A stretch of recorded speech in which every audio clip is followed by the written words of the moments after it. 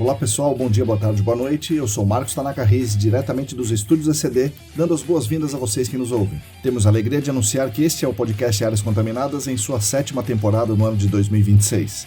Nosso grande objetivo com esse podcast é aproximar todas as pessoas que atuam no mercado do GAC, trazendo conhecimento para essas pessoas. Esse conhecimento vem na forma de conceitos técnicos e discussões de mercado e também conhecendo e reconhecendo melhor nossas amigas e nossos amigos que compartilham essa atuação e, por que não, essa paixão conosco. Como diz o Hemingway, quem luta ao nosso lado importa mais que a própria guerra. Nós lutaremos lado a lado com vocês, junto com vocês por muito tempo. Venha lutar conosco para que um novo horizonte se levante para todo mundo. Está no ar o podcast Áreas Contaminadas.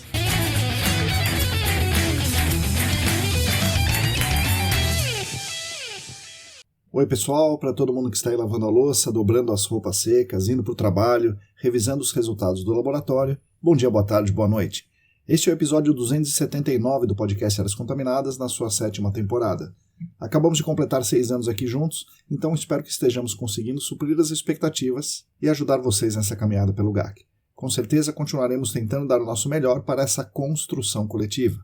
Aqui no podcast Áreas Contaminadas, misturamos material técnico, conceitos, referências, normas, artigos, com espaço para discussão e reflexão e, por vezes, como é o caso de hoje, sendo espaço para nos conhecermos melhor, trazendo aqui pessoas que realmente fizeram e fazem o GAC acontecer. Os nossos episódios são editados com muito carinho pela querida Lilian Coriaço Riz, que também é a nossa revisora, a nossa gerente, a nossa analista, estagiária. Enfim, ela é o coração e a alma dos estúdios ECD. Os episódios são oferecidos pela ECD Training, que é a nossa empresa dedicada a oferecer cursos e treinamentos in company, presenciais e online para empresas do GAC. São oferecidos também pela comunidade de apoiadores e apoiadoras do Apoia-se.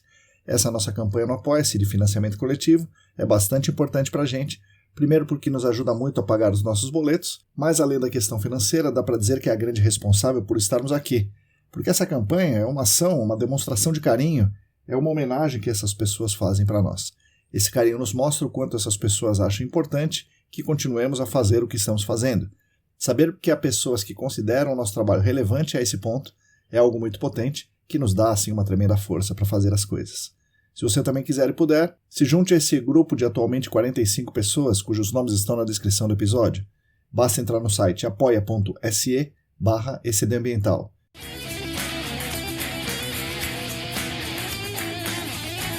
O nosso podcast conta também com 2 queridas empresas patrocinadoras que nos enchem de orgulho por serem empresas muito importantes, renomadas do mercado, que querem unir as suas poderosas marcas ao nosso trabalho aqui, mostrando que estamos sim no caminho certo. Além disso, termos esses patrocínios permite que a gente se dedique a manter a frequência, a rotina e a periodicidade desse nosso trabalho nas redes. O patrocínio Master é da Clean Environment Brasil, que comercializa produtos e tecnologias para investigação e remediação de áreas contaminadas. O patrocinador Ouro é a Vessol Group, que oferece soluções e análises químicas em diferentes unidades no Brasil e no mundo. Agradecemos demais a Clean e a Vessol, que nos ajudam muito financeiramente e também nos dão aquela força, implicitamente dizendo, aí, continuem, e com certeza continuaremos por um bom tempo.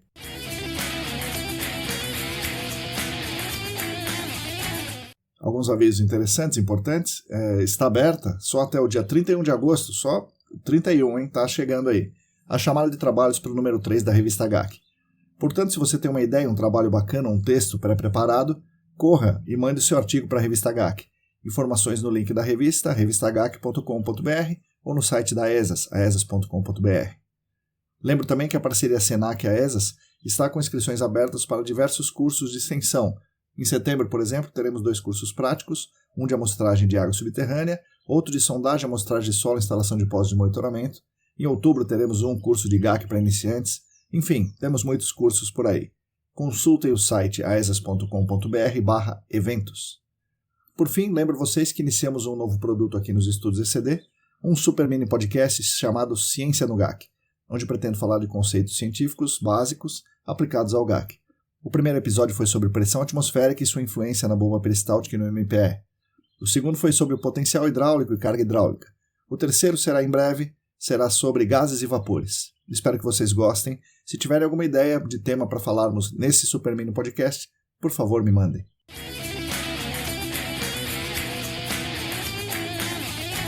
Bom pessoal, hoje teremos mais um episódio muito interessante, com a querida Marina Perran.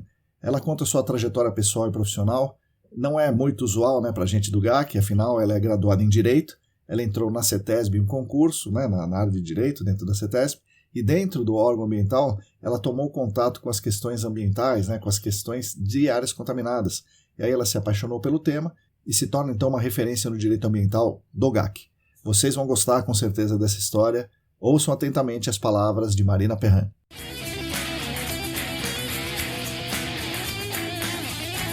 Oi pessoal, bom dia, boa tarde, boa noite. Hoje eu estou aqui com mais uma convidada ilustre, a Marina Perrin. Marina, bom dia, boa tarde, boa noite. Bem-vinda aqui ao podcast Áreas Contaminadas. Obrigada, Marcos. Obrigada pelo convite. É bom ter você aqui, Marina. Vamos começar perguntando uma coisa um pouco diferente do que eu costumo começar os outros episódios. Por que você acha, né, que nos grandes filmes de áreas contaminadas hollywoodianos, né, por exemplo, o Dark Waters com o Mike Ruffalo, né, o Erin Brockovich com a Julia Roberts e o Civil Action com o John Travolta, os protagonistas são pessoas do direito e não são, sei lá, geólogos ou engenheiros ou alguém da área técnica? Por que Hollywood, você acha que Hollywood resolveu dar essa ênfase para as pessoas do direito? Marcos, difícil a pergunta, né? Sou advogada, então, assim, né, talvez minha opinião seja um pouco, né, enviesada. Mas, assim, do sistema americano, né, o jeito como é feito como os julgamentos, aqueles debates, né, que um advogado fala, o outro responde, é uma coisa dinâmica, é um enredo de filme mesmo. Então, eu acho que tem esse apelo de emoção, do debate, do argumento, e também é uma linguagem que as pessoas são mais acostumadas, né? Essa discussão do direito é mais palatável para o público do que uma discussão da camada hidroestratigráfica. É isso aí. Imagina fazer um filme contando do modelo. Não vai. É mais difícil, né? Um documentário. Assim. Então, ia ser muito mais restrito. E aí o filme, os advogados falando, o julgamento, o júri, é mais cinematográfico, né? Sim. É mais envolvente para o público em geral.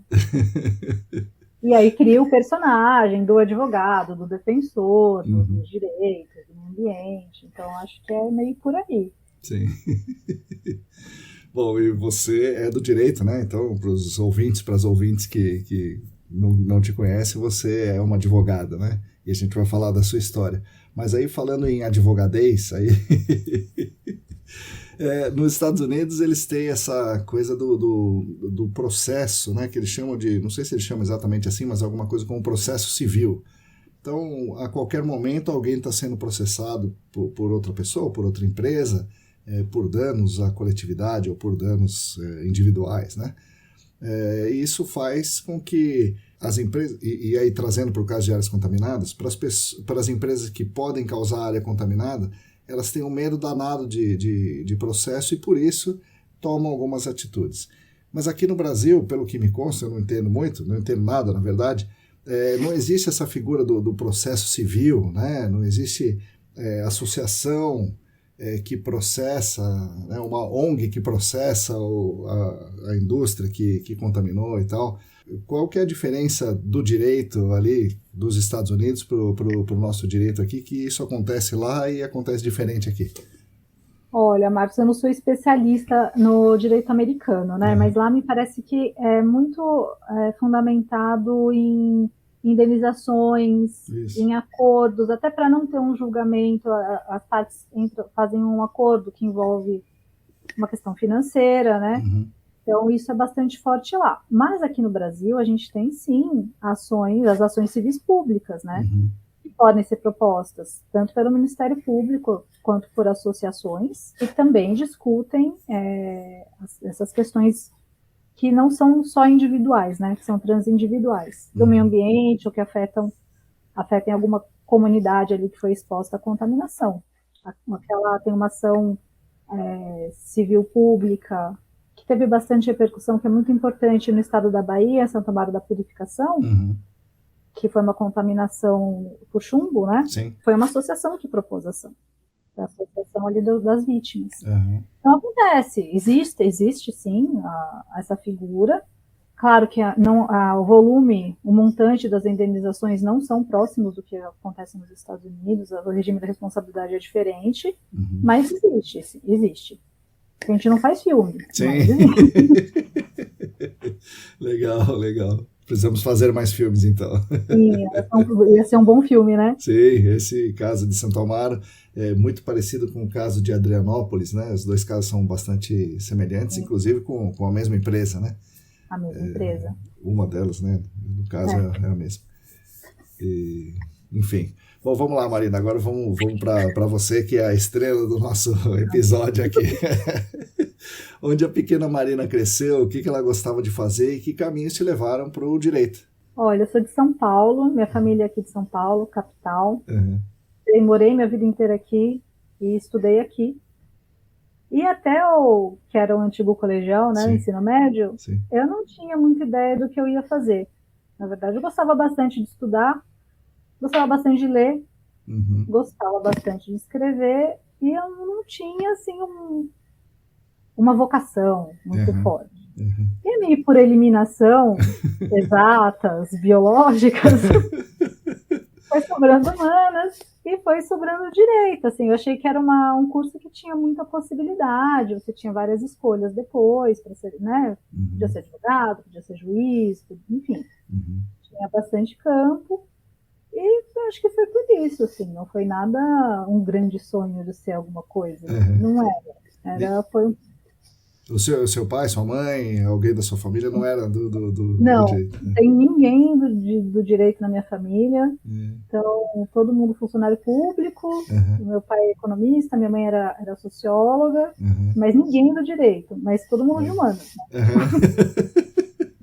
Sim, embora o economista tenha bastante modelos matemáticos ali, né? Mas... Sim, mas Sim, mas é uma ciência humana, né? Política. Sim, né? Sim. E aí foi por isso, não foi nada muito planejado, assim, claro, planejado, né? Eu preparei para isso, mas não era uma grande vocação. Fui estudar na PUC, aqui de São Paulo, me formei lá. Também durante a faculdade, não vou falar que eu me apaixonei pelo direito. No começo eu não gostava, depois eu comecei a gostar um pouco. E comecei a estudar para concurso. Sim. E estudava para vários concursos. Assim, a gente, quando se propõe a isso, você não estuda para... Claro, tem as pessoas que são muito determinadas, que querem aquele específico. Não era meu caso. Eu estudava em geral, para os concursos em geral. Sim. E fiz vários. E passei no da CETESB, fiz o da CETESB, meio que também por... abrir o edital, vamos fazer a prova. Eu estou estudando para concurso, abri um concurso, lá vou eu, né? É isso, fui fazer a prova da CETESB, quase não fui, porque me deu preguiça de ir no domingo fazer a prova. E fui meio... Até assim, eu fui bem relaxada na prova, não foi nada... Fui fazer a prova normal, fui lá para treinar. E não tinha nenhuma afinidade com o direito ambiental. Dá até um pouco de vergonha de falar, né, hoje, mas assim, não tinha, não gostava, não entendia nada. Passei, fiz na faculdade, ok, mas não era não me identificava muito. O que você gostava na faculdade, ou se é que você tem alguma possibilidade? Eu gostava de direito penal, gostava bastante, eu gostava das partes de teoria do crime, gostava das teorias em geral, assim, eu gostava. Mas não tinha, assim, nenhuma grande identificação com nenhuma matéria, né? Aí o ambiental, eu fiz a prova da CETESB, o concurso estava aberto, era aqui em São Paulo, e demorou muito tempo, chamaram no concurso, comecei a trabalhar, e aí, ainda quando eu entrei na CETESB, eu ainda continuei estudando um tempinho, né? Será que eu... Mas aí vai passando o tempo, eu fui gostando, eu fui entendendo, e hoje eu estou super bem, super feliz lá. Há 15 anos, fiz esse mês agora. Caramba, olha aí. Legal. Então esse daí você começou em 2011, né? 2011, julho de 2011. Caramba, bom, e a CETESB, a gente conhece bastante a CETESB, né? Como uma companhia de ambiental, né, do estado de São Paulo, e dentro do GAC é muito importante, né, por tudo isso que representa. o que um advogado faz na CETESB, Marina. Isso é uma coisa que não é muito do nosso familiar para nós, né? A CETESB ela tem um departamento jurídico que tem 20 e poucos advogados, não sei, 23, talvez 23 advogados. Então a gente tem um departamento jurídico próprio da CETESB, né? São advogados concursados que trabalham na CETESB. E é dividido em 3 grandes divisões, né? Uma que trata advogados que só tratam de assuntos institucionais da CETESB, então questões de concurso, de licitações, de compras, trabalhista, né? São as questões da CETESB como empresa. Sim. Tem a divisão do contencioso, que defende a CETESB nos processos judiciais, em que ela é parte, e o consultivo, que trata das questões relativas aos processos administrativos da CETESB. E foi nessa divisão que eu trabalhei até o ano passado. Né? Esse ano eu comecei numa 4ª divisão que foi criada há pouco tempo, que é de assuntos estratégicos. Foi nesse trabalho no consultivo, na divisão de assuntos de meio ambiente, que eu comecei a ter contato com a matéria áreas contaminadas. Isso vinha tanto na análise de recursos das infrações, né? Porque a CETESB, quando é necessário, aplica infração, e aí o administrado tem direito de recurso, né, a recorrer, e o jurídico analisa o recurso. Caramba, então é muito, né? É muito recurso. De área contaminada é muito, dos outros deve ser também. A área contaminada não é a maior, não é o maior número de autuações, não, ele é até pequeno. Perto das outras autuações, que são relativas ao decreto 8468, de controle de poluição, ou às questões relativas a recursos naturais, né, intervenção em APP não autorizada, supressão de vegetação. Áreas contaminadas é pouco até, é bem específico. E aí eu comecei a ter essa sensação de que eu precisava entender o procedimento de áreas contaminadas e do que estava sendo falado, né? Estou analisando depois de uma multa, mas o que essa pessoa fez de errado? E eu li as informações técnicas da nossa área técnica e, assim, entendia um pouco, mas não com muito detalhe. Sim. Isso foi... Eu tive curiosidade. Quando eu entendi um pouquinho, eu achava muito legal quando me explicavam. Eu fui ficando cada vez mais curiosa e sentindo essa necessidade de aprender essa parte, né? Entender melhor o procedimento, as etapas, porque você tem que ver se a infração foi configurada, né? O que a pessoa não deixou de fazer, qual que foi a conduta dela. Certo. Então, assim, no começo eu não sabia a diferença, não fez a investigação confirmatória ou a detalhada. Para mim não fazia muito, quase sinônimos, não sabia direito o que era. E aí eu fui perguntando. O pessoal da área técnica da CETESB teve uma paciência enorme comigo, eu perguntava, respondiam, e aí eu fui vendo que eu precisava entender um pouco mais. E aí comecei a prestar mais atenção, uma atenção maior nesses processos, ler com mais cuidado, aí fazer uma pergunta para um, fazer uma pergunta para outro, para começar a tentar entender como era esse procedimento. Sim, e aí eu fui gostando e fui querendo saber mais. E aí, no fim, acabei fazendo o curso do SENAC, né, de especialização em gerenciamento de áreas contaminadas. Foi ali o contato no trabalho, no dia a dia do trabalho, que eu senti a necessidade de entender um pouco mais. E achei super interessante, completamente diferente do meu mundo, do jurídico. E eu achei que meu trabalho no jurídico melhoraria se eu tivesse essa base técnica também. Foi por aí que começou. Em 2010, né, 2009, teve a lei estadual, né, a publicação da lei estadual, você ainda não estava na CETESB, mas em 2013 veio o decreto, você já estava na CETESB. Em 2017 veio a DD 38, você também estava. Você ou o jurídico da CETESB participa também de um documento de... Tudo bem, o decreto é estadual, né, não é da CETESB, mas é parte de lá, né? Mas o jurídico da CETESB ajuda nisso ou só é chamado para avaliar depois que já está feito, para ver se não tem nenhuma inconsistência jurídica, tal? Como é que funciona lá dentro? Para esses que você mencionou, tanto o decreto, eu já estava na CETESB, mas estava há muito pouco tempo. Eu estava 2 anos só na CETESB e isso anos, CETESB é muito pouco, né? Sim. A gente trabalha com períodos longos, assim, o pessoal trabalha lá, quem trabalha lá tende a ficar muito tempo trabalhando, Sim. né? Então, 2 anos de CETESB, você Sim, tá começou agora. Não sabe nem onde é o restaurante direito. Não sabe mesmo. Assim, 2 anos de CETESB, eu, pelo menos, realmente não sabia o que era CETESB ainda. Então, é muita coisa, né? É muito grande.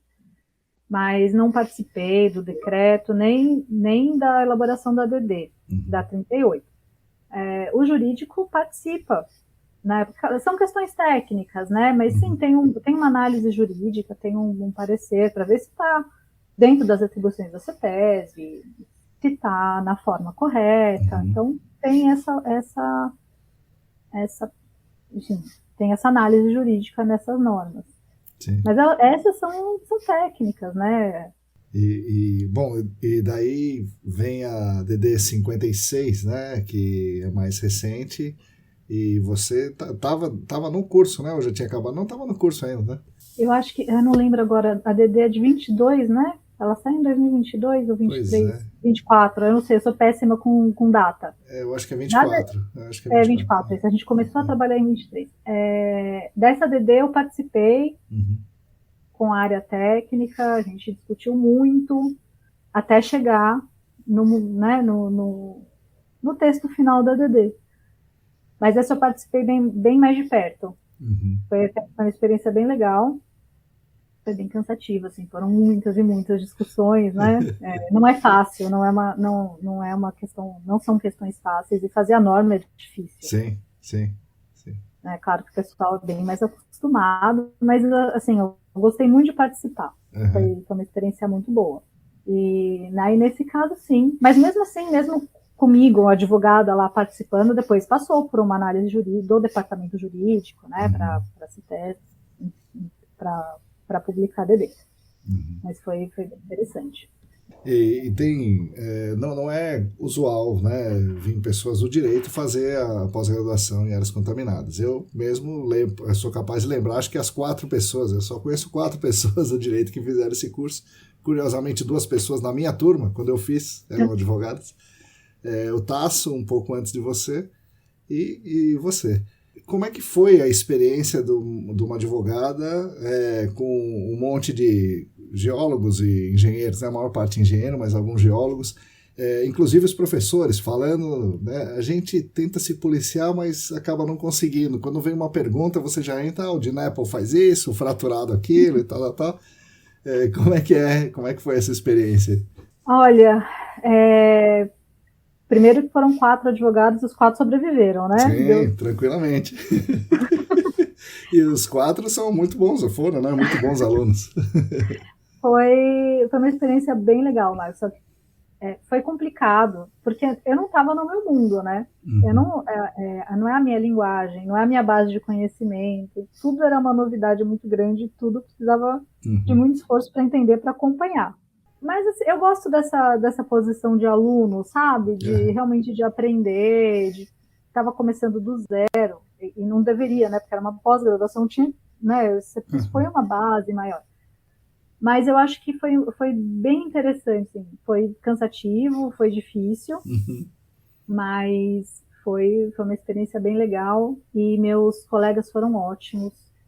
O pessoal da minha turma foi excelente, me ajudou muito. Uma paciência também. Eu lembro que a Isabela, uma colega minha, ela estava na minha turma, no meu grupo, né? A gente dividindo os grupos de trabalho para fazer os trabalhos. A Isabela era geóloga e ela me explicou que era feldspato. Eu não sabia. Ela colocou uma foto, eu não sabia o que era. Apareceu a palavra, mas o que é isso? Ela foi toda a paciência, olha, e mostrou a fotinho. Era nesse nível, assim. Mas acho que foi assim, foi um esforço, né? É um esforço para qualquer um que vai fazer essa pós, porque ela é exigente, ela é longa, sábado, o dia inteiro presencial. Na época era presencial. Agora é híbrido, né? Foi híbrida na turma seguinte à sua, né? Essa que está em andamento, e na próxima, agora que vai entrar em agosto, volta a ser no esquema que era com você. Boa parte presencial, algumas aulas online. Então, assim, é um investimento de tempo, né? De energia ali. Mas foi ótimo. Assim, mas a dificuldade de base, né, da linguagem, então, mas eu acho que até que foi bem. Sim, foi com certeza, né? No nosso olhar foi, não sei no seu, né? Não, foi ótimo. Foi assim, eu aprendi muita coisa mesmo. Conheci muita gente, o que também para mim foi muito importante, porque no jurídico da CETESB eu era bem não presa, assim, mas ficava muito ali no jurídico só da CETESB, só vendo aquelas matérias, assim, né? E foi uma oportunidade de conhecer as consultorias, né, os consultores, quem trabalha lá. É diferente, você tem né, uma vivência diferente, não só com meus colegas ali da CETESB, jurídico da CETESB, mas com outras pessoas também, que têm outras visões, que têm outras ideias. Então, isso, além da parte técnica, além desse conhecimento, essa oportunidade de conhecer outras pessoas, e meus colegas eram muito mais novos que eu, então isso, assim, eu acho que foi foi muito proveitoso. Eu gostei bastante de ter feito, bastante mesmo. Se tivesse que escolher, faria de novo. Legal. Foi uma decisão certa. Que bom, porque agora eu estou pensando os outros advogados e advogadas, né? O Bernardo, por exemplo, que estudou comigo, saiu da pós, ele foi fazer engenharia ambiental e se formou em engenheiro ambiental, fez mestrado na engenharia ambiental. Ele tem um escritório de advocacia e uma consultoria em Belo Horizonte, né? Na minha turma também tinha a Roseli, e a Roseli Doreto, que ela é da Geo Brasil, então ela é dona de uma consultoria de áreas contaminadas.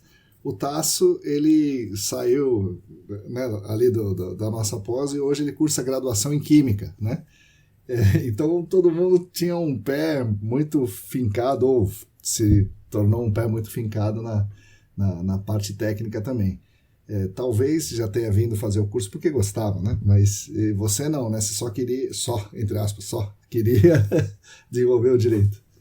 Sim, não, meu principal objetivo ali era para me dar o apoio que eu achava que precisava para o meu trabalho na CETESB no jurídico. Mas, assim, a parte técnica é muito interessante, só que eu acho que eu não tenho muita condição de fazer uma faculdade de química, né?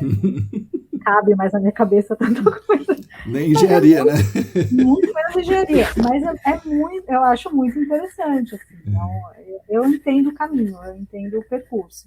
É que eu já tenho aqui a carreira já direcionada, enfim. Mas eu entendo querer se aprofundar mais ainda nessas questões técnicas.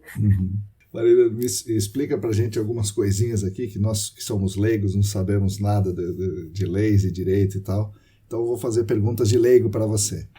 Vamos lá. Tem uma máxima, né, que a gente fala em áreas contaminadas, né, o cliente fala e tal, que assim, comprou o ativo, comprou o passivo. Né? Então, comprou o ativo, comprou o passivo. Isso tem fundamento ou isso é só um jeito de falar, assim, uma máxima que as pessoas vão falando? No que diz respeito a áreas contaminadas, tem sim, tem uma razão para isso, tem um fundamento jurídico para isso, né?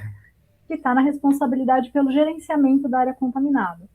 Então, a lei aqui em São Paulo, ela traz um rol de responsáveis pelo gerenciamento, não apenas aquele que causou a contaminação, que esse é responsável pelo princípio do poluidor pagador, né? Ele é responsável pelo gerenciamento, mas a lei prevê outras pessoas que, ainda que não tenham dado causa a essa contaminação, também são responsáveis pelo gerenciamento. Então, a pessoa física ou a empresa que comprar uma área contaminada passa a ser responsável por aquele gerenciamento. Então, tem fundamento. E o fundamento está na lei, né, na lei estadual, mas também a gente pode falar que o fundamento para a responsabilização da pessoa que causou a contaminação é o princípio do poluidor pagador, né, o princípio do direito que está na lei de política nacional, que aquele que causou a degradação ambiental vai ter que reparar. Então, esse fundamento daquele que causou a contaminação. O proprietário do imóvel, que a gente fala que a obrigação ambiental, a obrigação por reparar o dano ambiental é propter rem. Propter rem é uma expressão que diz acompanha a coisa. Então, qualquer pessoa que seja, a pessoa que seja o proprietário da área, naquele momento é responsável pelas obrigações ambientais naquele imóvel. E isso acontece também na área contaminada. Então, esses são os fundamentos. Entendi. Então, tem fundamento, isso é interessante. É verdade. Não é só um jeito de falar, né? E aí me disseram que tem assim, responsabilidade. Você falou a responsabilidade. Teriam, né, assim, 3 tipos de responsabilidade, que é uma administrativa, civil e penal, criminal, né? Não sei o nome correto. E que essa responsabilidade aí compartilhada do dono da área, quem causou tal, seria... Não, mais ou menos. Enfim. Então, explica aí para nós. O dano ambiental na Constituição Federal, está previsto na Constituição Federal, uma conduta que seja danosa ao meio ambiente, ela pode gerar responsabilidade em 3 esferas. A esfera civil, a administrativa e a penal. Então, na esfera civil, é aquela que a gente fala da reparação de danos. Uhum. Nesse caso, aquele que ou causou dano ou é o proprietário do imóvel tem a obrigação civil objetiva. Objetiva quer dizer, independe de culpa, de reparar o dano ambiental. Essa é a responsabilidade civil.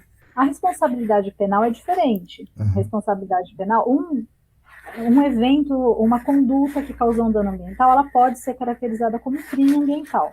Se ela se caracterizar como crime ambiental, tem a responsabilidade penal de quem praticou aquela conduta. Certo. Essa responsabilidade é só da pessoa que praticou a conduta. A responsabilidade penal não é dividida com ninguém. Certo. O autor do crime responde, vai ter a sanção correspondente àquela infração. Certo. A administrativa é um pouco parecida com a penal. É o descumprimento de uma regra administrativa e também quem praticou esse descumprimento, quem descumpriu a regra, que vai receber a penalidade. Então, 3 esferas de responsabilidade, né, que está previsto na Constituição. Isso é uma parte. Certo. A questão da responsabilidade ser dividida, aí a gente está falando da responsabilidade pelo gerenciamento da área contaminada. Então, estou falando da contaminação. O evento da contaminação, quem causou a contaminação responde pela contaminação. Pode ser um crime ambiental, dependendo das características ali e da intenção do agente, pode ser um crime ambiental. Pode ser só uma infração, uma infração administrativa também, mas aí é responsável aquele que praticou a conduta. Certo. O gerenciamento da área contaminada, aí tem responsabilidade solidária entre todas aquelas pessoas que estão previstas na lei, no artigo 13 da lei estadual 13577.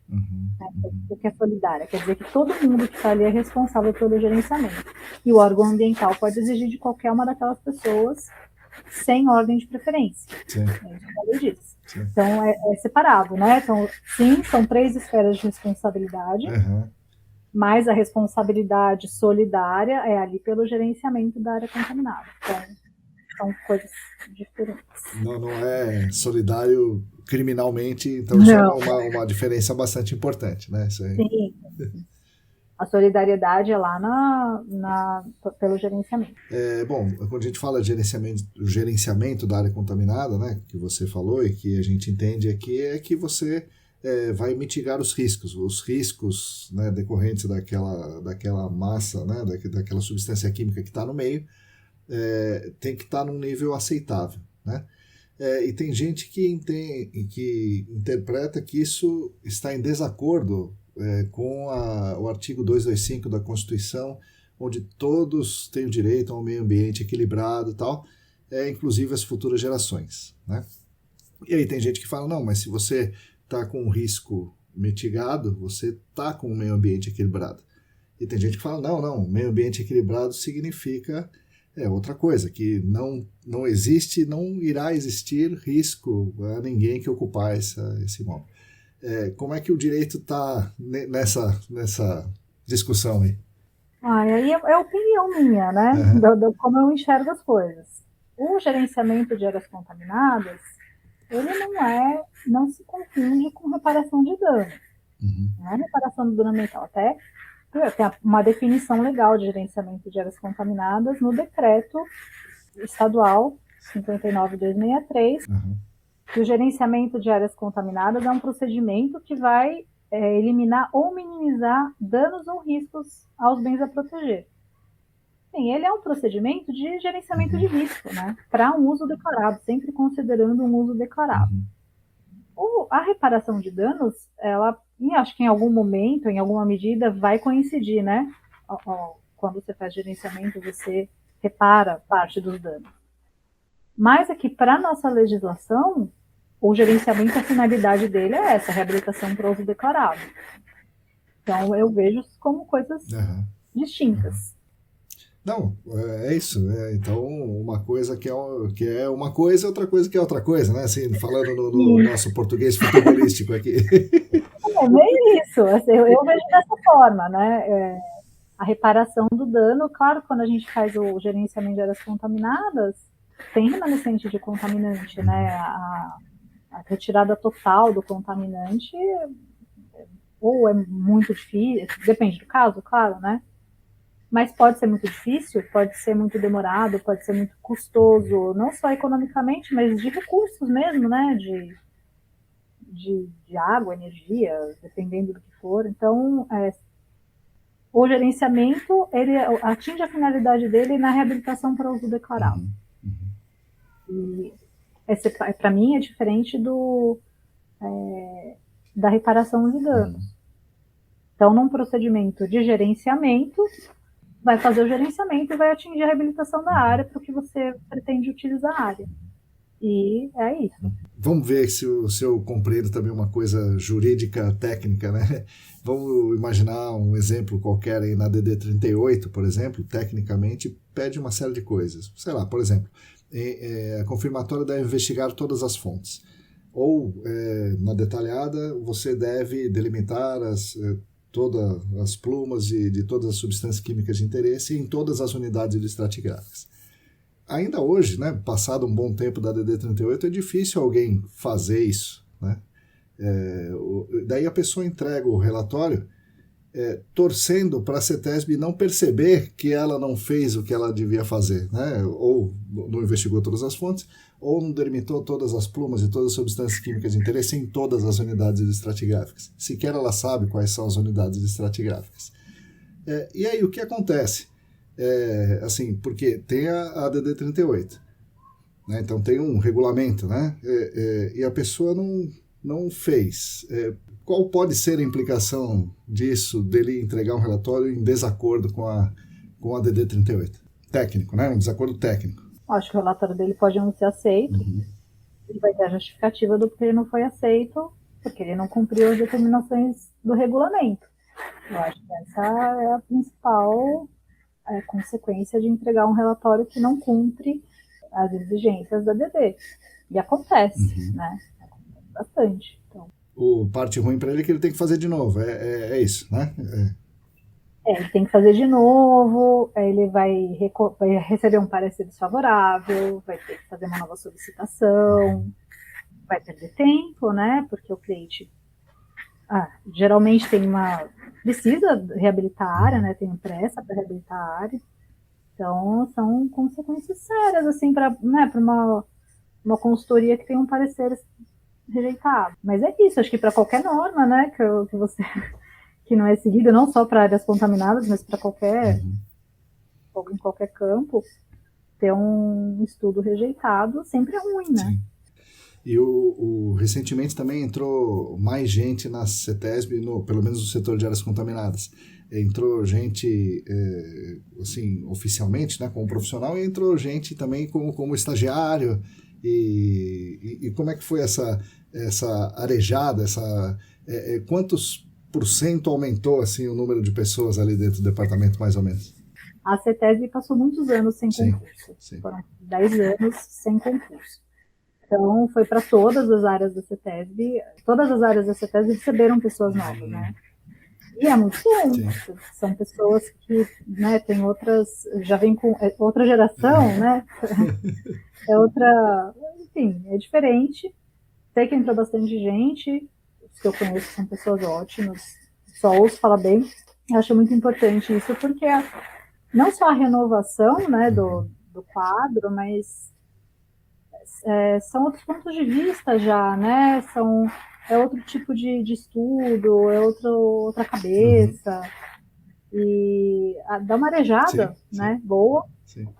E assim, a gente está precisando de novo, imagina, 10 anos sem concurso, né? E é muito trabalho, é muita coisa. Então, acho que está todo mundo querendo novos colegas. Sim, sim.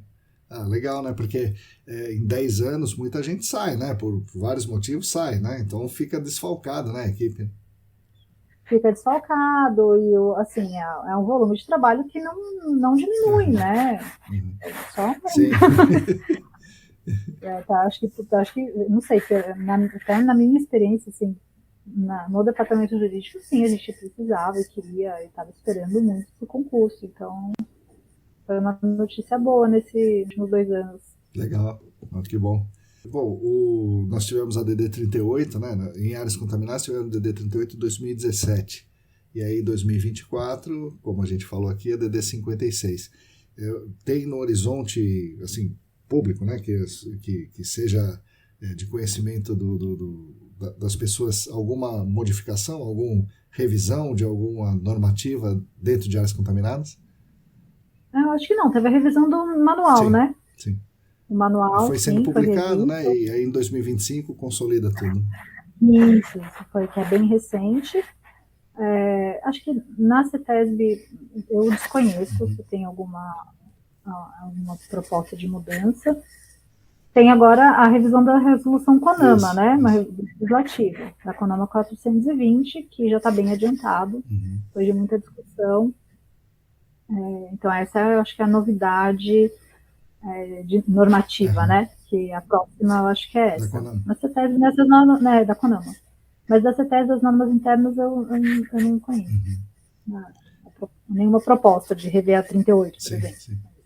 E na CONAMA 420 a gente tem amigos e amigas de órgãos ambientais participando, né? Todos animados ali, animadas, que será uma boa norma, né? Todo mundo está trabalhando bastante, né?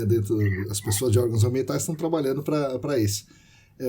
Você me disse que a CETESB também participa e você também participou, né? Como é que foi essa construção e em que estágio estamos com a CONAMA 420? Olha, a CETESB participou bem ativamente da revisão, né? A gente tinha um grupo interno na CETESB, eu participei desde o começo, com integrantes do Departamento de Áreas Contaminadas e do Departamento de Qualidade Ambiental, né? Porque a gente fala muito das normas, da Lei de Áreas Contaminadas de São Paulo, da Resolução CONAMA, e pensa muito no gerenciamento de áreas contaminadas, mas tem uma parte muito importante, que é a proteção da qualidade do solo e da água subterrânea, né? Que estão nos inícios das normas. Então, participaram tanto o Departamento de Áreas Contaminadas quanto o Departamento de Qualidade Ambiental. E eu participei também desse grupo. E a gente discutiu 1 ano e meio essa proposta de resolução. Né? A gente foi um trabalho árduo. Né? A gente se reunia, o grupo da CETESB, para ter uma análise da CETESB sobre aquela minuta que o IBAMA tinha feito, aí depois reunia com a ABEMA, discutia com os outros órgãos ambientais o que era melhor para todo mundo, e depois reunia no plenário ali com o IBAMA. E todos os outros que estavam representados ali, a CNI, a própria EJAS participou, sociedade civil, então, o Ministério do Ambiente, então a gente tinha essas reuniões também para, né, as pautas eram definidas, a gente ia discutindo os trechos da resolução. Foi um ano e meio de muito aprendizado, né? Você imagina, com quantas pessoas eu ouvi, discutindo a palavra por palavra da norma, assim, foi bem, muito interessante, muito, aprendi muito, e foi uma experiência assim que valeu muito a pena. Agora, o grupo de trabalho acabou, né? Foi analisado pela Câmara Técnica, e agora acho que é a Câmara Jurídica que precisa analisar. Mas uma norma que vai ser boa, bem completa, que vai ajudar bastante, porque não são todos os órgãos ambientais, todos os estados que têm leis próprias, né? Sim. Então tinha ali uma lacuna a ser suprida. Sim. E acho que vai ser uma norma boa. Sim. Tem alguma mudança que você queira destacar, assim, alguma coisa que seja? A maior, assim, pra gente, né, é a avaliação de risco ecológico, a previsão na norma da avaliação de risco ecológico, porque ela era só mencionada, né, indiretamente, e a CETESB tem a norma técnica de como fazer a avaliação de risco. E agora vai estar prevista ali na própria resolução. Acho que isso, assim, para mim é o maior destaque, né? Mas em relação à CONAMA original, aí sim, tem muita diferença, né? As etapas do procedimento estão bem descritas, as classificações das áreas. Então, tem bastante novidade em relação à 420 original. Interessante, interessante. Então, ouvintes, aguardem. E você acha que a norma deve ser publicada em breve, tipo esse ano, ou ainda tem muito... Eu não sei, Marcos, eu não sei quanto tempo demora esse processo. Realmente não sei, não sei dizer. Mas o fato é que já o grupo técnico já acabou o seu trabalho e agora é só... Já acabou. Sim, mas a gente não sabe, pode ter alteração, sim, né? É possível que isso aconteça. Então. Também tem a novidade do valor de intervenção ecológico, né? Outra classe de valor de intervenção. Certo. Então, tá certo. Essa é uma novidade grande, né? A gente não trabalhava com isso. Legal. E como você tem visto a discussão sobre novos químicos entrando na discussão ambiental como um todo? O PFAS é o que mais falado, mas também agrotóxicos, microplásticos. Qual é a tendência que você vê para os próximos anos para esses químicos? É difícil responder, né? Eu acho que a legislação não acompanha tão rapidamente quanto deveria, né? Ela não demora, os processos são lentos, o processo legislativo é lento, de um fármaco, de um PFAS, tem muita discussão e as coisas vão acontecendo, né? Os produtos são fabricados todo dia e começa a usar e depois desse tem algum problema. Mas assim, eu acho que tem uns avanços, né?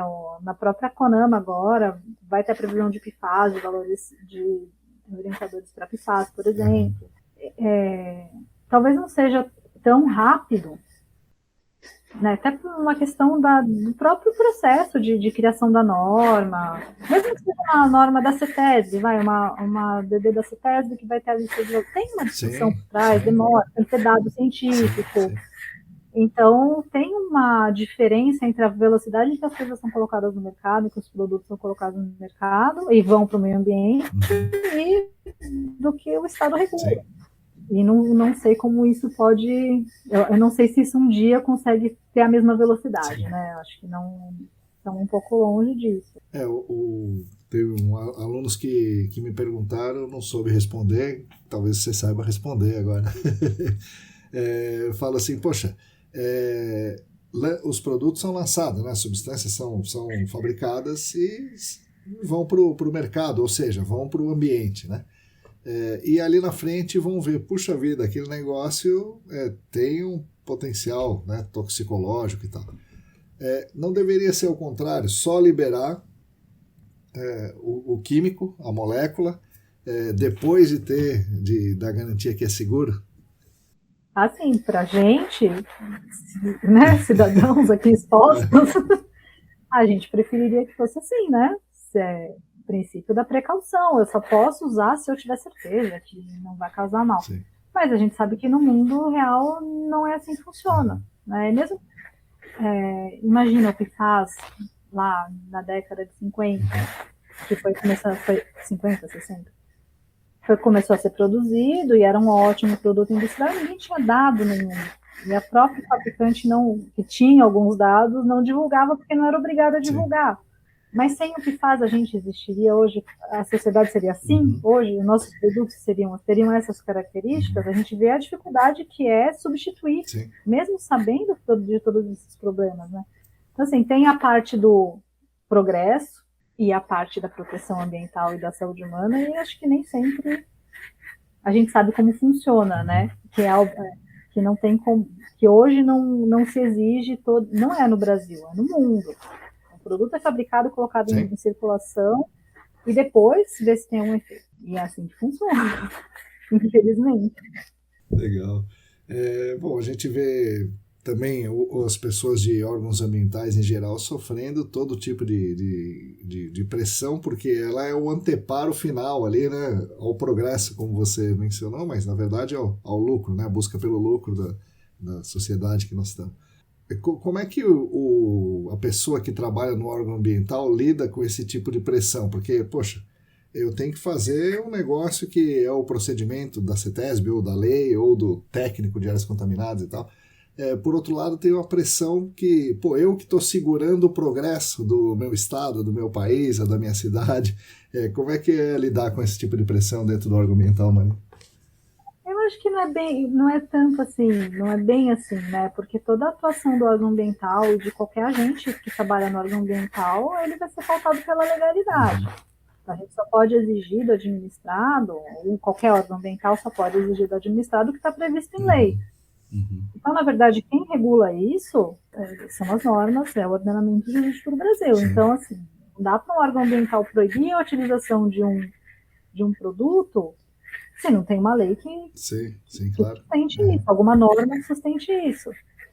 Então, acho que a pressão eu não vejo tanto. Porque a gente está sempre respaldado pela norma. Eu acho que esse é nosso... É por aí que a gente age, né? Então, fazer cumprir a norma que está vigente. Sim. Então, talvez essa seja uma boa vantagem, né, de estar trabalhando no órgão ambiental estadual e estruturado, né, que é a CETESB. Sim. Mas a vantagem para o órgão ambiental e a vantagem para o administrado. Sim. Porque ele também, aí quem atua no ramo econômico, industrial, também tem que saber que ele pode desenvolver essas atividades respeitando a lei, que ninguém vai exigir nada mais dele, não pode, né? Então acho que funciona para todo mundo. Sim. Se a discussão se está mais para um lado, mais para o outro, eu acho que não está tanto no órgão ambiental, mas mais no poder legislativo. Então, maior. Marina, uma pergunta um pouco diferente do direito aqui. Você conhece o Clube da Esquina, então? Conheço. Recentemente eu tive, né, a gente falou sobre isso depois, eu tive assim, um choque ao olhar para os lados e falar, ninguém sabe quem é Clube da Esquina, não? Loborges, não, Milton Nascimento, não. Falei, caramba, o que está acontecendo com esse mundo, Marina? O que está acontecendo com esse mundo? A gente vive numa bolha. É parecido quando eu falo com meus amigos que não são dessa área de PFAS. Ninguém sabe o que é. Assim, como assim vocês não sabem? Telefone da frigideira, nunca ouviu falar? Mas é isso. Agora, é uma pena, né? Porque PFAS, tudo bem ser uma boa. Tudo bem não, porque é uma questão, né, universal, de saúde. Né? É mais compreensível. Agora, o Clube da Esquina, pura, né? Tão normal saber, Eu fiquei chocada quando eu li, porque eu não imaginei. Quando eu li a newsletter, eu não imaginei que fosse assim. Pois é. Por outro lado, né, Marcos, deve ter um monte de coisa que muita gente sabe que a gente não sabe. É verdade, com certeza. Meus alunos recentemente contaram uma coisa interessante para mim, eu até esqueci o nome, eu tenho anotado aqui, que tem um site, uma plataforma, sei lá, né, alguma coisa na internet, que tem a avaliação das empresas pelos trabalhadores, sabe? Aí você digita lá, sei lá, Volkswagen, né? Sei lá, Coca-Cola. E aí as pessoas que trabalham lá dizem, dão as notas, falam, olha, o setor tal não é legal, o setor tal é bom, a remuneração é baixa, é alta e tal. Então existe isso, né? Uma plataforma. E o que eles me contaram é que muitas empresas de áreas contaminadas estão nessa plataforma, então tem as avaliações dos usuários ali. Tá vendo? Uma ferramenta que eu não conhecia. Não, jamais eu sabia que ia saber que tem um negócio desse. Vamos fazer umas pesquisas pra gente ver. Isso. É isso aí. Marina, agora é o momento do episódio que o jogo dá uma virada. Então você pode me perguntar alguma coisa se você quiser. Então você que me entrevista e faz uma pergunta. Fácil, hein, Marina? Não vem com pergunta difícil, não. Não, é fácil. Eu fiquei curiosa até. Eu ia até te perguntar isso. você escreveu na última newsletter de alguém que foi, de alguma pessoa que foi sua aluna de educação física. Ah, sim, é isso aí. Era em outra vida? Você era professor de educação Sim, física? eu era sim. Mas como é que foi a formação? Você se formou como professor e depois? E não, então, pois eu fiz. Bom, vou contar a história, uma versão resumida, mas é uma história relativamente longa. Quando eu entro na faculdade, eu entro na ciência da computação, né? Vou na ciência da computação, na USP, faço 1 ano e meio e não gosto, né? E ao mesmo tempo eu jogava vôlei, sabe? Jogava vôlei como profissional e tal. E daí eu saí disso aí e falei, puxa vida, eu quero fazer educação física porque eu quero jogar vôlei e quero ser técnico, né, de vôlei. E aí faço educação física ali na USP.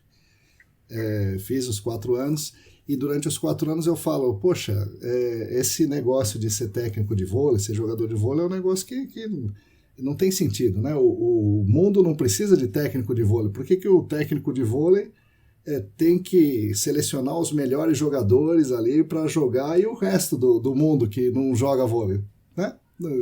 Qual a importância desse cara? Então o que eu tenho que ser, eu pensei, né? É ser professor da escola. E assim fui. Daí fiz o concurso também, que nem você, fiz um concurso e entrei na escola técnica, né? Guaraci Silveira, perto da CETESB ali. E dei aula por muitos anos ali, né? Nesse trajeto eu começo a trabalhar com jogos cooperativos para educação ambiental. E aí eu falo, poxa, vai abrir em Sorocaba, né, uma faculdade, né, a Unesp com engenharia ambiental. Vou fazer esse curso. E fiz. Nesse meio tempo, durante... que loucura, né? E aí, quando eu já estava na faculdade, o meu pai, que tinha recém aberto uma empresa de sondagem para mineração, ele e o meu irmão, né, que tinha uma empresa, falou, pô, tem um negócio que está acontecendo aí que é investigações de áreas contaminadas. Não se sabia o que era isso. E eles falaram, poxa, a gente tem uma empresa de sondagem para mineração, vamos fazer uma empresa de sondagem para áreas contaminadas para atender esse segmento que está surgindo. Daí fizeram.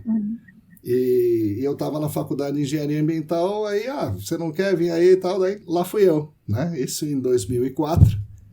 E aí estamos nós aqui. Pois é. Daí por isso que eu brinco lá, às vezes, quando eu estou no Senac, eu brinco, né, que eu estou improvisado nesse negócio de áreas contaminadas, porque eu entendo mesmo da educação física, mas aí estou improvisado ali. Vai saber o futuro, né? Então, pois é. Tanta volta. Isso.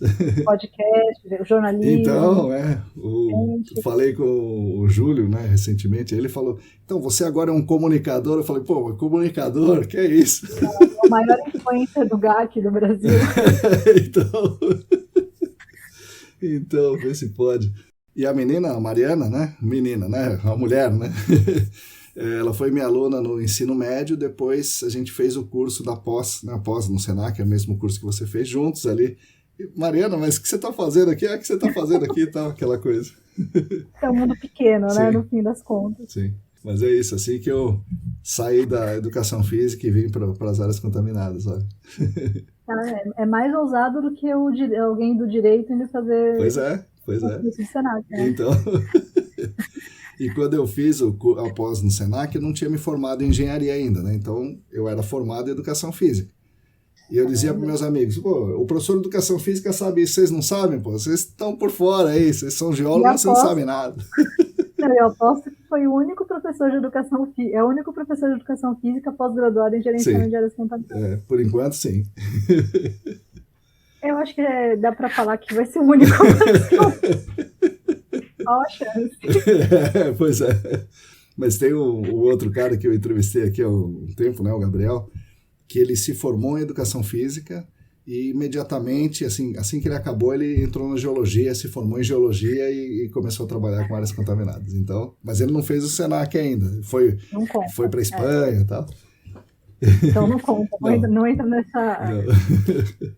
Bom, Marina, agora é um outro momento do episódio que eu queria que você desse algumas indicações para nós para os ouvintes, né, de algum livro, algum filme, ou alguma série, ou alguma música, alguma coisa aí para os ouvintes. Recentemente, assim, há alguns meses, eu vi um documentário, era um documentário sobre aquele caso da Ajax, de chumbo. Sim, o do menino David. Eu vi esse documentário, você já falou dele? Eu escrevi na newsletter há um tempo atrás, mas eu vi o documentário, é impressionante, né? É impressionante, impressionante. E aí eu comprei o livro. Sim, tem o livro, né? Que legal.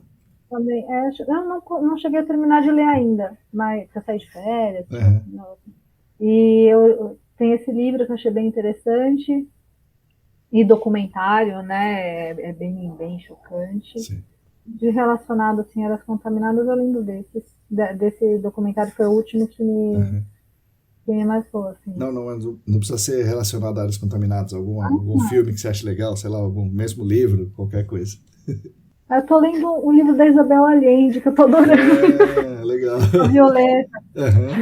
Violeta, a história de uma... conta a história de uma mulher que passa por vários períodos, assim, né? Conta desde a infância dela. Eu adoro os livros dela, acho que ela escreve super bem. Sempre tem esse contexto meio histórico, assim, né? Sim. Das transformações, né? Que passa da ditadura. Sim. Enfim, eu gostei, tô gostando. Eu não terminei ainda, tô gostando. É a última coisa que eu tô lendo aqui. Legal. Ela fala da Violeta Parra ou não? Não, é outra Violeta.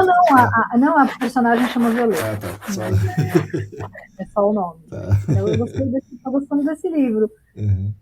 Mas pera, deixa eu pensar uma coisa mais. Olha, um livro que eu li faz um tempinho já, que aí sim é relacionado às contaminadas, é o livro do Robert Bilott, que é o advogado do caso da Dupont. Chama Exposure. Eu não sei se tem tradução, eu li a versão original dele.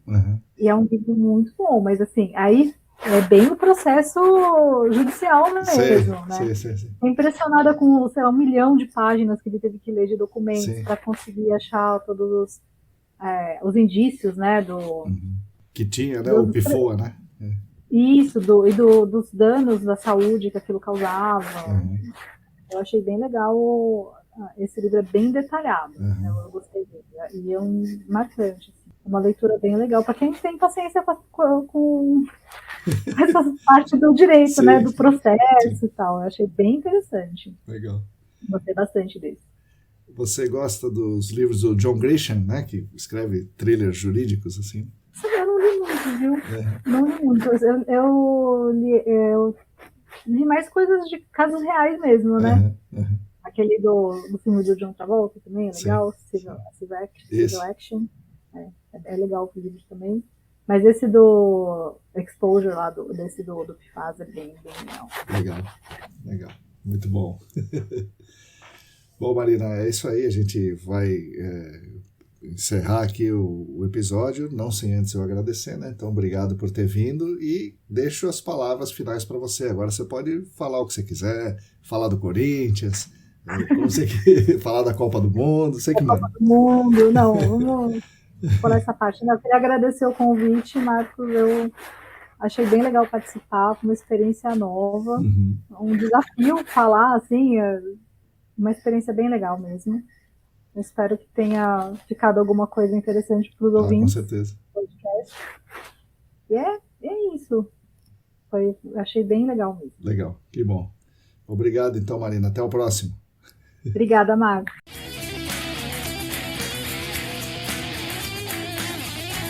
Bom, pessoal, espero que vocês tenham gostado desse episódio muito bacana com a Marina Perran.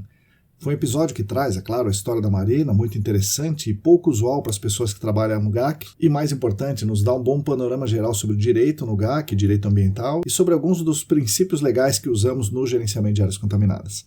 Dentre as muitas coisas interessantes que ela nos contou, essa revisão da CONAMA 420 é, na minha opinião, uma das mais importantes, e é o que vai nortear o GAC no Brasil nos próximos anos. Recomendo que vocês prestem atenção e acompanhem. É muito legal ver a garota que gostava de ler e de escrever, fã de Isabel Allende, que fez sua graduação em Direito, acabou por entrar no GAC e ter uma vivência muito legal também com a parte técnica, especialmente por dentro da CETESB, mas também no SENAC e em outros fóruns, aprendendo muito, ensinando muito, ajudando bastante a nossa área a se desenvolver cada vez mais. Agradeço demais a Marina pela contribuição ao GAC e pela belíssima conversa. Agradeço também aos nossos patrocinadores, a Clean Environment Brasil e a Vessol Group. Agradeço as pessoas queridas que são apoiadoras financeiras no Apoia-se. Repito, quem quiser e quem puder, entre na nossa campanha. O site é apoia.se/ecdambiental. E claro, somos especialmente gratos a vocês que nos ouvem aqui todas as semanas. Vocês são a razão de existência do que propomos e conduzimos aqui nos estúdios ECD. Continuem conosco nesse podcast, que está disponível no Substack, no YouTube, no Spotify e agregadores. Continuem conosco também na nossa querida newsletter, cujo link de inscrição está na descrição desse episódio. E nas redes, nós temos o Instagram, que é @ecdambiental, temos o canal Áreas Contaminadas no Telegram, que é dedicado a divulgar as vagas de empregos no GAC. Enfim, fiquem conectados conosco.